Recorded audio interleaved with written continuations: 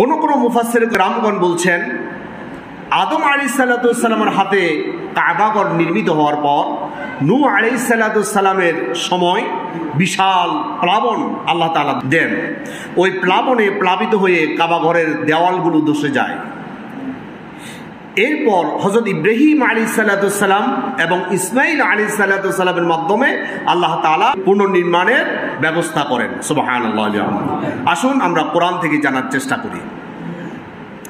আল্লাহ রাব্বুল আলামিন কোরআন মাজিদের 22 নম্বর সূরা সূরাল হজ্জের 26 নম্বর আয়াতে বলছেন, وَإِذْ بَوَّأْنَا لِإِبْرَاهِيمَ مَكَانَ الْبَيْتِ أَلَّا تُشْرِكْ بِي شَيْئًا وَطَهِّرْ بَيْتِيَ لِلطَّائِفِينَ وَالْقَائِمِينَ وَالرُّكَّعِ